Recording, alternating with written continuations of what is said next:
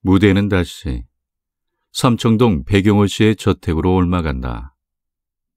때는 오후 8시 전후. 삼청동 공원 일대에는 짙은 어둠의 장막이 흐르고 멀리 내려다 보이는 시가지에는 5색의 인류민의 쇼니 굶주린 여부의 눈동자처럼 윙크를 한다. 천태만성의 죄악을 한아름 품고 지금 마도 대경성의 밤은 점점 깊어가고 있다. 백용호 씨는 지금 자기 아뜨리에서 여인군상이란 등신대의 석고상을 이모저모로 바라보면서 이만했으면 하고 가장 자신 있는 어조로 중얼거려 봤다. 지금 거의 완성에 가까운 여인군상은 오는 6월 초순에 열릴 제1미술전람회에 출품할 셈으로 작년 초가을부터 손을 댄 대작이다. 각각 포즈를 달리한 세 사람의 벌거벗은 여인이 그 어떤 진리의 광망을 발견한 듯 멀리 천공을 바라보면서 서 있는, 말하자면 백용호 씨의 많은 작품 중에서도 가장 정성을 들인 대작이었다. 백용호 씨는 지금 이만했으면 제1미술전람회 심사원으로서의 면목을 충분히 유지할 수 있을 것이라고 생각하며 어지간히 만족한 얼굴로 소파에 걸터앉아 담배 케이스에서 담배를 한 대 꺼내 붙였다. 그때 옆방 침실로 통하는 중문이 슬그머니 열리며 분홍빛 나이트 가운을 입은 주몽이 들어오면서 다들 어디 갔어요? 혼자 있으려니까 무서워서 하고 남편 백용호 옆으로 다가와 앉았다. 무섭긴 뭐가 무섭소? 이처럼 내가 옆방에서 당신을 지키고 있는데. 남수는 조금 아까 산보를 나가고 정나는 3층에 있지 않소? 피아노 소리가 들리는군. 백용호 씨와 은몽은 귀를 기울였다. 멀리서 피아노 치는 소리가 들려온다. 하여튼 집안이 너무 음침해서 못 쓰겠어. 이제 몸도 어지간히 회복되었으니까 우리 신혼여행 겸 어디 산수 좋은 데로 여행이나 떠납시다. 무엇보다도 당신의 기분을 전환시켜야지. 우리 내일이라도 떠납시다. 금강산은 어때요? 백용호 씨는 그리고 아내의 어깨에다 손을 올려놓으면서 꼭 껴안아 본다. 그런데 은몽은 머리를 살랑살랑 흔들면서 안 돼요. 금강산은 안 돼요. 왜요? 금강산은 그놈의 고향. 그놈이 소년 시절을 보낸 백도사가 거기 있잖아요. 그놈은 필경 우리를 따라올 거예요. 아니, 어디를 가든지 그놈은 우리들의 신변을 헤매고 있을 거예요. 남편 품 안에 머리를 부비며 파고들었다. 백용호 씨는 애처로운 듯 아내의 머리를 쓰다듬을 뿐이었다. 그중 백남수는 컴컴한 삼청동 풀 옆을 걷고 있었다. 그는 저녁마다 한 번씩 꼭 자기 집 주위를 휘 돌아다니는 것이었다. 그저께 밤 인경부가 탐정 밑에서 봤다고 하는 수상한 그림자의 정체를 붙잡을 의향이다. 그러나 가다가다 하나씩 서 있는 전등불을 통하여 아무리 살펴봐도 수상한 그림자는 보이지 않았다. 3층에서 치는 정난의 피아노 소리만이 한적한 공원 일대의 정막을 고요히 깨트릴 뿐이었다. 거기는 투쟁도 없고 공포도 없었다. 죄악의 실마리라고는 바늘끝만치도 보이지 않았다.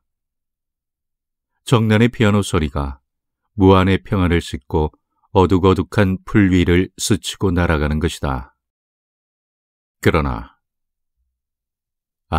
그것은 평화를 그리워하는 백남수의 순간적 감상이 지나지 못하였다. 그가 희미한 전등불이 내리는 정문을 향하여 걷고 있던 그 찰나, 앗하고 부르짖는 여자의 목소리가 안으로부터 터져나왔다. 그것은 틀림없는 주몽의 공포에 찬 목소리가 아닌가. 백남수는 그 순간 우두커니 발걸음을 멈추고 귀를 기울였다. 온몸이 으슥함을 깨달았다. 해월이다. 그렇게 외치면서 불이 나게 정문 안으로 뛰어들어갔다. 그러나 한 발자국 정문 안으로 들여놓는 순간 이번에는 남수가 악하고 고함을 치면서 우두커니 발걸음을 멈추지 않을 수 없었다. 그것은 너무나 무서운 광경이었다. 몸소리 쳐지는 무시무시한 광경이 지금 백남수의 눈앞에 전개되고 있었던 것이다. 보라, 지금 아테리에에 커튼에 비친 두 개의 그림자를 보라. 하나는 전신에 치렁치렁한 기나긴 만도 같은 것을 두른 괴한, 두말할 것도 없이 백도사의 돛은 복수기 해월이의 단도를 번쩍 든 송그림자여. 또 하나는 그 단도 밑에서 죽지 않으려고 발버둥치는 아버지의 그림자가 아닌가. 해월이다, 해월이다, 이놈! 하고 고함치는 배경호 씨. 사람 살려요 하고 부르짖는 음몽의 목소리. 그러나 백남수가 멈췄던 발자국을 다시 떼어 넓은 정원을 나는 듯이 다름박질하여서 정원 한복판까지 다다랐을 때는 하고 신음하면서 마치 지프로 만든 인형처럼 쓰러지는 아버지의 그림자를 봤다. 그 순간 남수는 온몸의 피가 일시에 머리로 기어 올라감을 감각하면서 무와 몽중으로 이놈 해월이 잡아라 하고 외쳤다. 만일 남수가 정문을 들어서자마자 그렇게 고함을 쳤던들 해월은 자기 아버지를 찌를 사이도 없이 도망이 슬런지도 몰랐을 것이다. 과연 남수의 부르짖음이 터져나오자마자 해월의 그림자는 옆방 주몽의 침실로 따라 들어가려던 발걸음을 돌려서 저편 낭하로 빠져나가 버렸다. 음몽에 찢는 듯한 목소리가 복도로부터 들려온다. 낭하로 쫓겨나갔던 음몽이 거기서 해월을 만난 모양이다.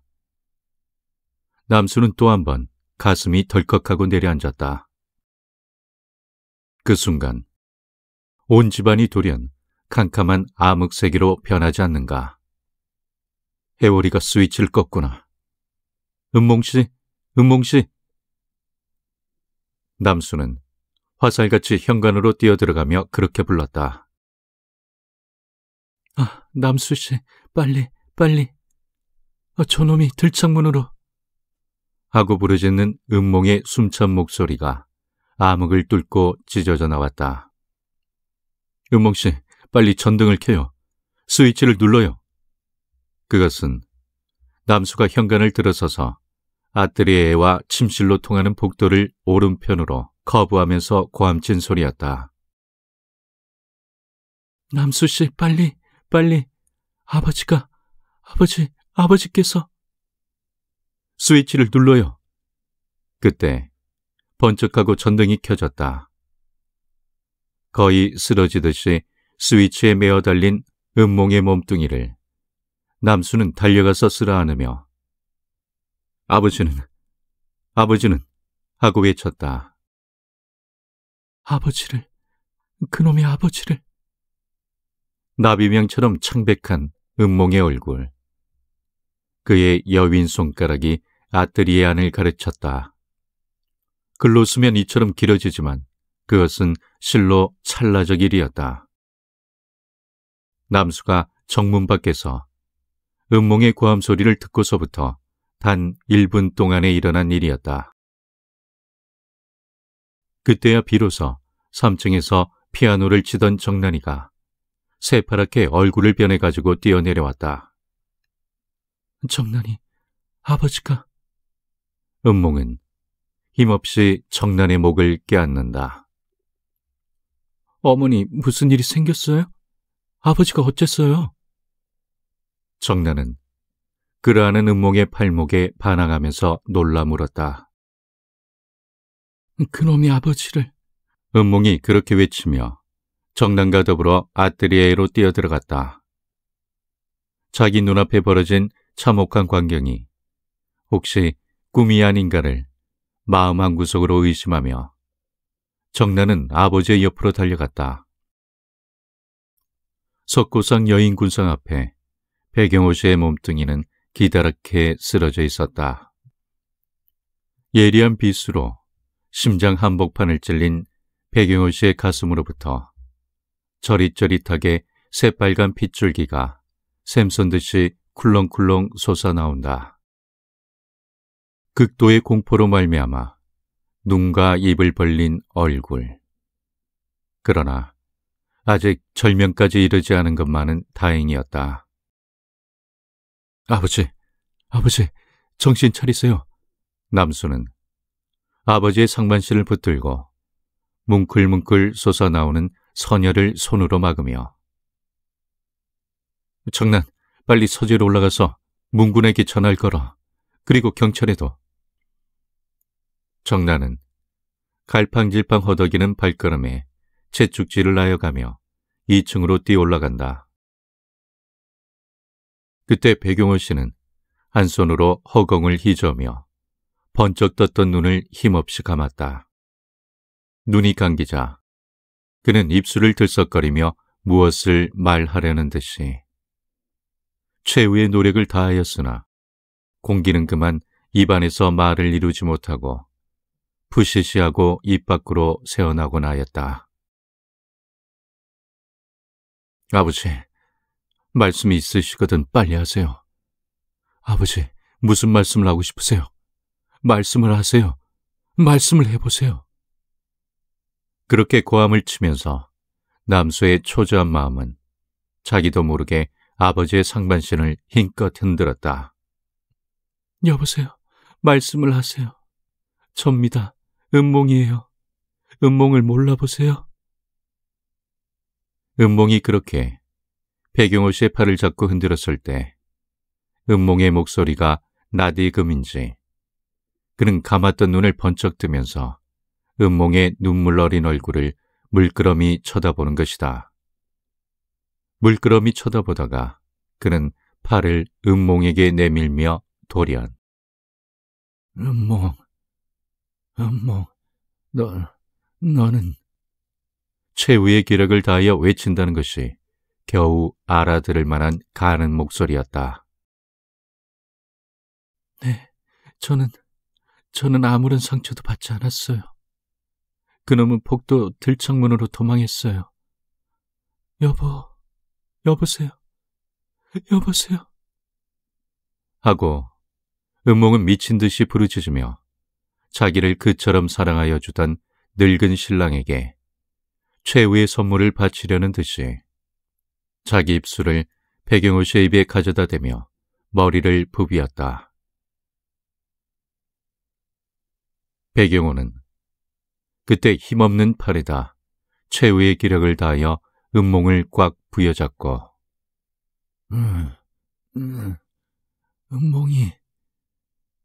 은몽이 너는 하고 괴로운 듯이 신음하던 그 순간 은몽은 그만 아얏하고 소리치며 얼굴을 번쩍 들고 양손으로 자기 입술을 가리우면서 고맙습니다. 당신이 절 그처럼 사랑하여 주시는 줄은 하고 벌써 숨이 끊어져 버린 남편의 얼굴을 부여잡고 울기 시작하였다. 늙은 신랑 배경호 씨가 젊은 아내 주은몽의 입술에 남겨놓고 간 사랑의 선물. 은몽의 입술로부터 새빨간 핏줄기가 주르르 하고 흘러내린다. 입술 위에 남은 남편의 이빨자리. 그때 2층으로 전화를 걸러 올라갔던 정난이가 굴러질 듯이 뛰어들어왔으나 아버지는 벌써 이 세상 사람이 아니었다. 정란은 시체를 쓰다듬으며 은몽과 함께 늦게 울기 시작하였다. 그런데 이게 대체 어찌된 일이에요? 하고 은몽을 바라봤다. 백영호 씨의 이 무참한 죽음에 관하여 은몽은 적지 않게 책임감을 느끼면서 모두가 저 때문에 일어난 봉변. 전 남수 씨와 정란을 대할 면목이 없어요. 정란, 날 용서해줘요. 나를. 하며 오늘 밤 그 사갈 같은 악마가 아뜨리에에 나타나기까지의 자세한 이야기를 시작하였다. 오후 8시 전후였다. 어멈은 저녁을 치르고 나서 다방골 자기 아들네 집에 갔다 온다고 나가버렸다. 그리고 남수는 그때 삼청동 풀옆을 걷고 있었고 정란은 3층에서 피아노를 치고 있었다. 그 다음에 백용호 씨와 은몽은 아래층 아뜨리에 소파에 걸터앉아 기분 전환 책으로 그리고 신혼여행도 겸하여 금강산 같은 데로 여행을 떠났으면 어떠냐고 그런 이야기를 주고받고 하던 바로 그때였다고 한다. 어디선가 이상한 소리가 들렸다. 똑딱똑딱하는 소리다. 은몽은 가만히 남편의 팔소매를 잡아당겼다. 3층에서 정란의 피아노 소리가 멀리 들려오고 그보다도 좀 더 가까운 데서 똑딱똑딱 하는 결코 금속성이 아닌 목성의 소리가 고요한 방안을 녹이는 듯 들려왔다고 한다. 가만히 있자. 이거 목탁 소리가 아니야? 백영호 씨는 문득 그렇게 중얼거리며 소파에서 몸을 일으켰다. 그렇다. 그것은 틀림없는 목탁 소리였다. 그 순간 은몽은 몸이 으스스하니 오그라지는 것이었다. 자기 자신의 발자국 소리가 으슥하고 두려움을 싣고 기어 올라옴을 깨달았다. 목탁 소리가 왜 나죠? 은몽은 백영호 씨의 귀에다 입을 가까이 대며 속삭였다. 글쎄, 대체 어디서 나는 거야? 백영호 씨의 목소리도 극히 낮았다. 목탁 소리는 처음엔 침실에서 나는 것 같았다. 침실로 가봤다. 그러나 침실에는 아무것도 보이지 않았다. 목탁 소리는 한층 더 가까이 들려온다.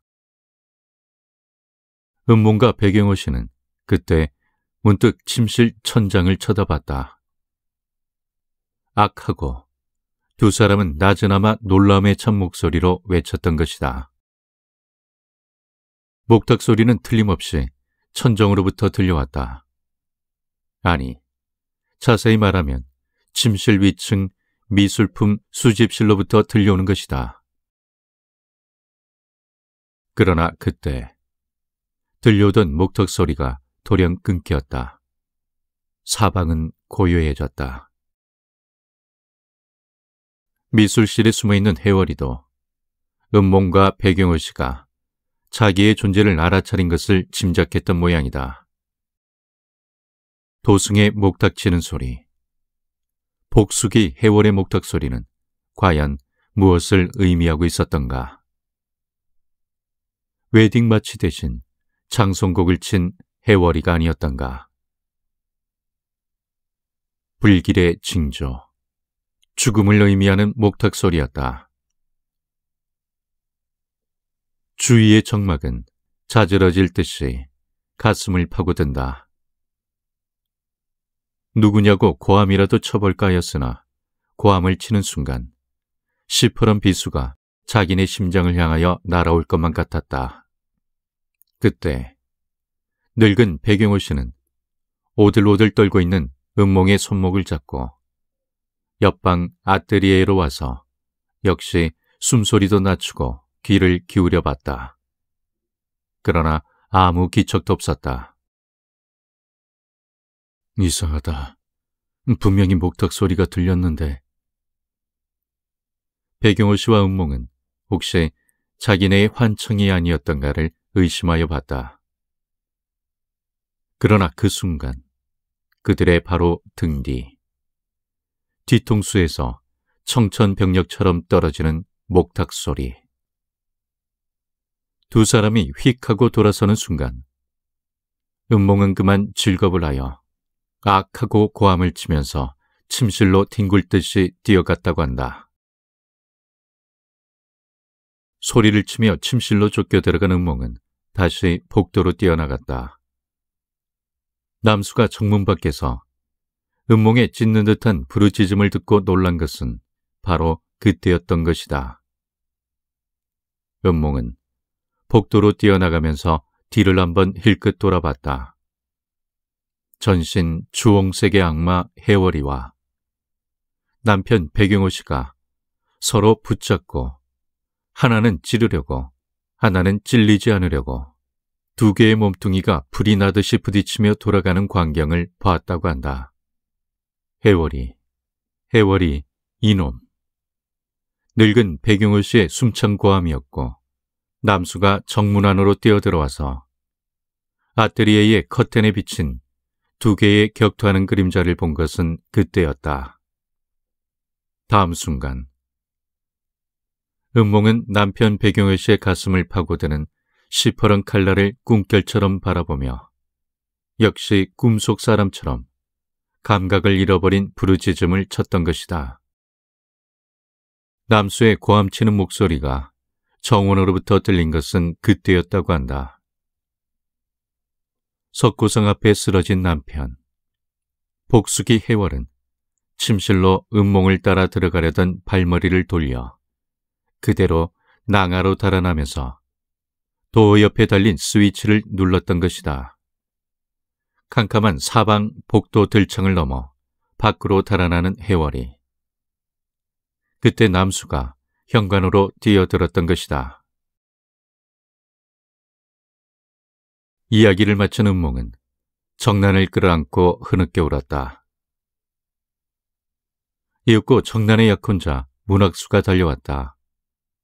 그러나 벌써 절명해버린 백용호 씨를 어찌할 도리는 없었다.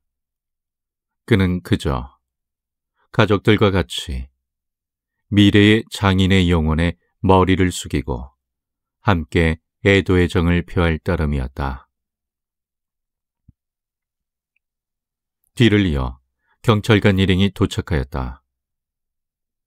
인경부는 아까 정난으로부터 백용호 씨의 비보를 받은 순간 무엇보다도 먼저 머리에 떠오른 관념은 그는 종시 사람을 죽였구나 하는 생각과 거기에 대한 무거운 책임감이었다.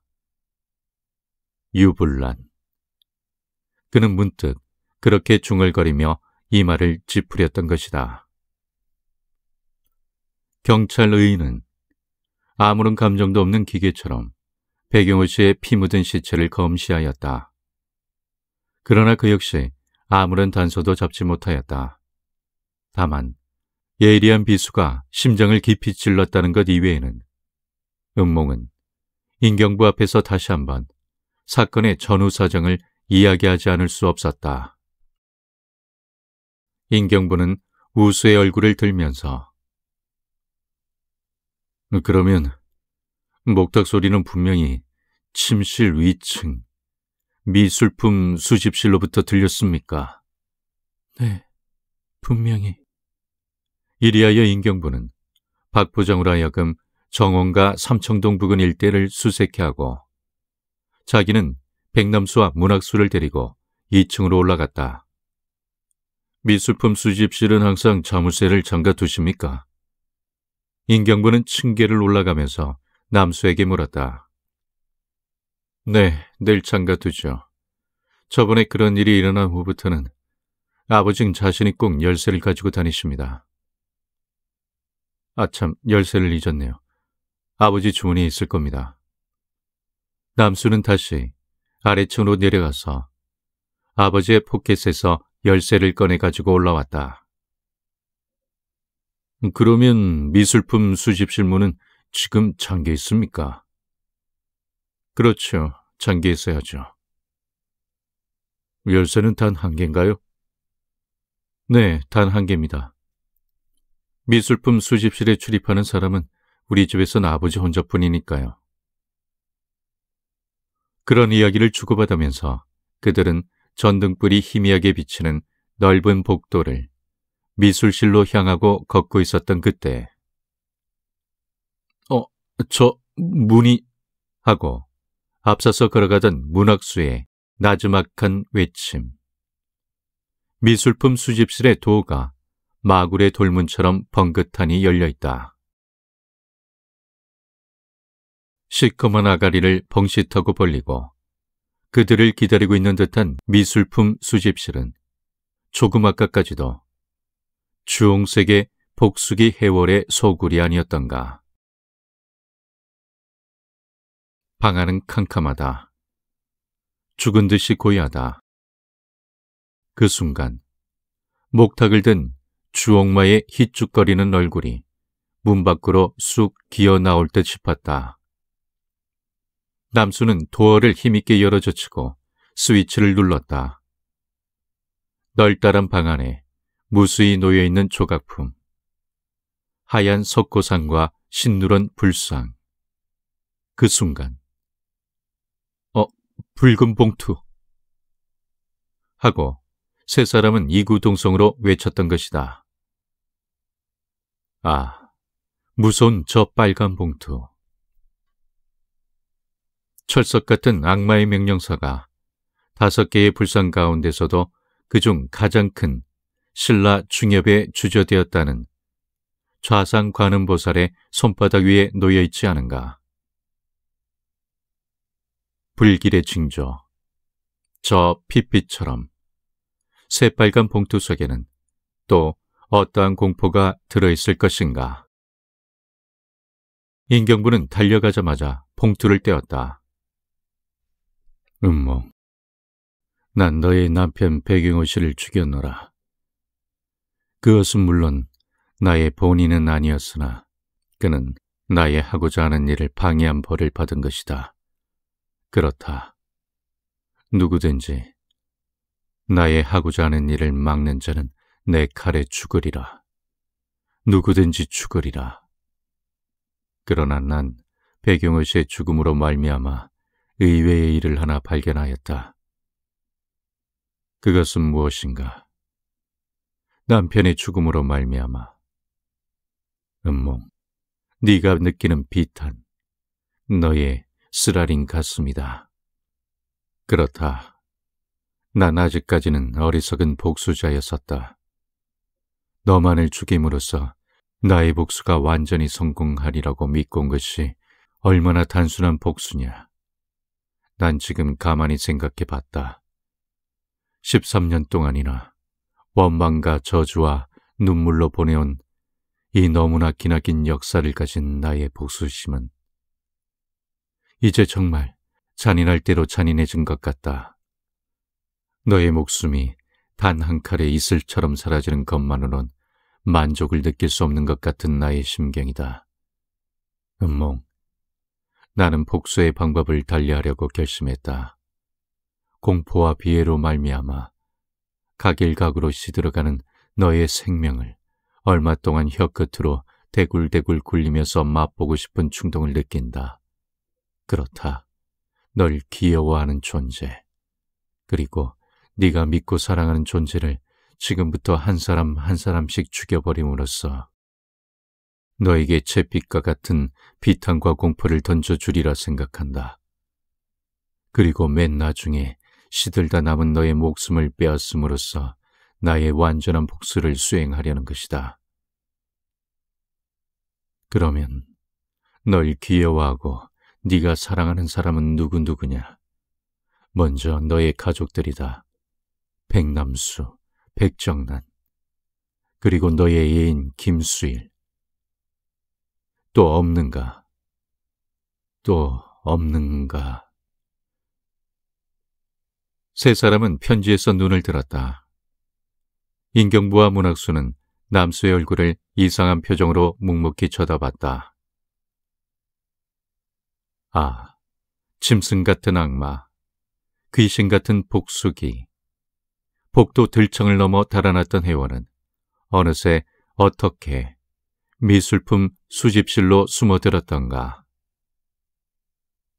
세 사람은 이런 의문을 한아름씩 안고 방안을 낱낱이 뒤져봤으나 해월의 그림자는 역시 무슨 기체처럼 보이지 않았다. 그러나 그때 이것이 뭘까 하고 중얼거리면서 문학수가 저편 불상 뒤에서 호박으로 만든 조그만 로켓을 하나 발견하였다. 로켓이잖아. 남수는 로켓을 받아들고 뚜껑을 열었다. 사진이 들어있었다. 여자의 사진? 그러나 그것이 누구인지를 아는 사람은 하나도 없었다. 세 사람은 긴급히 아래층 아뜨리에로 내려와 그것을 음몽과 정난에게 보였다.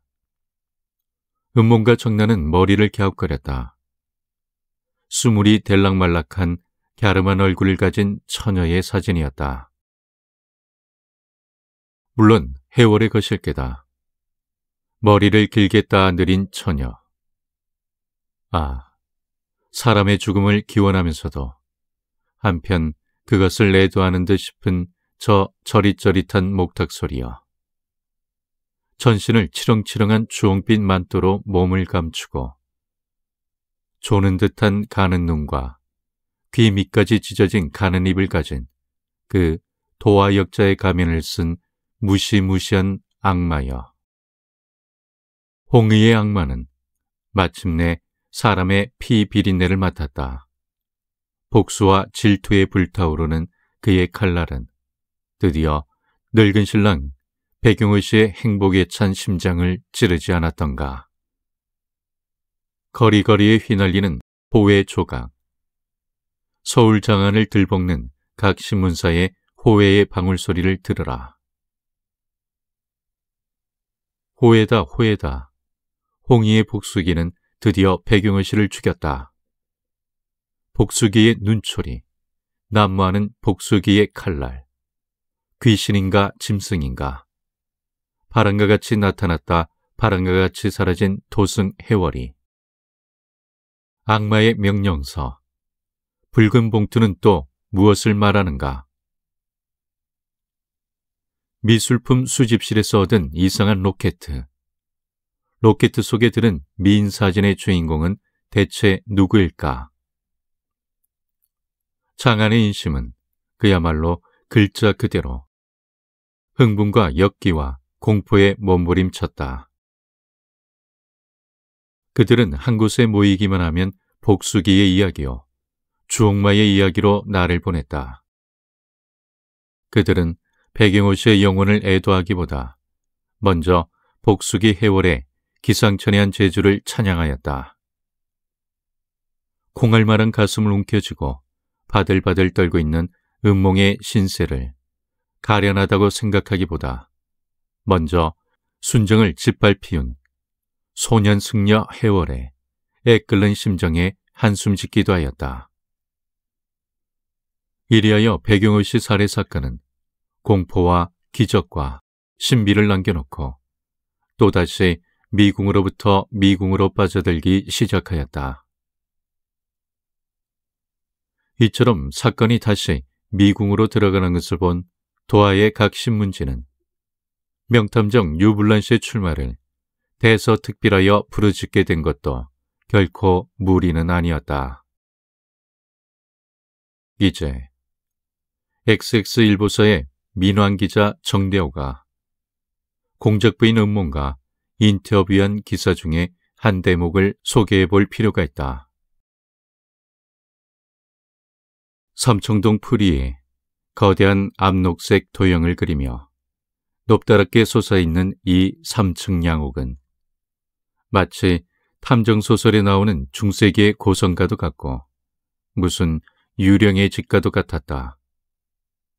그래도 백용호 씨의 장례식을 치르기 전까지는 사람들의 출입이 많아서 그렇지도 않았으나 사람들의 발자취가 끊어져 버린 요즘에는 마치 산 송장과 같은 창백한 얼굴을 가진 공작부인이다. 밤이나 낮이나 그 놈은 항상 절 감시하고 있을 거예요. 화장실 출입도 마음대로 못하죠. 어디서 불쑥 나타날런지. 절 구할 사람은 한 사람도 없어요.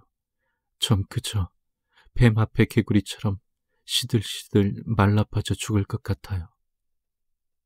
부인께서 유블런 씨에게 친히 한번 청탁해 보시는 건 어떻습니까? 유블런 씨가 유명한 탐정이란 말은 들었습니다만 그인들 어쩔 수가 없을 겁니다. 그놈의 재주와 유블런 씨의 재주와는 도저히 비교가 안 되죠. 유 씨가 아직껏 이 사건에 출마하지 않은 것도 제 생각엔 그놈을 두려워하는 게 아닐까요? 도저히 자기의 힘으로는 해결짓지 못할 줄 깨닫고. 그런 말씀을 유블란 씨가 들으면 적지 않게 분개할 겁니다. 글쎄요, 그럴까요? 그렇다면 제 말을 취소할게요. 아직 배웁지도 못하신 분에게 그런 경솔한 말을 해서. 그러나 유블란 신들. 덮어 누르는 듯한 공포에 오그라들 것 같은 부인의 애처로운 자태를 만일 유블란 씨가 눈앞에 본다면 그는 결코 이 외로운 공작 부인을 그대로 내버려 두지는 않을 것이라고 기자는 문득 생각했다. 유블란 씨는 대체 무엇을 하고 있을까? 이것은 기자인 나 혼자만의 부르짖음이 아니고 서울 장안 70만 시민의 외침일 것이다. 유블란 씨여, 한시바피 저 악마의 손으로부터 부인을 구하라.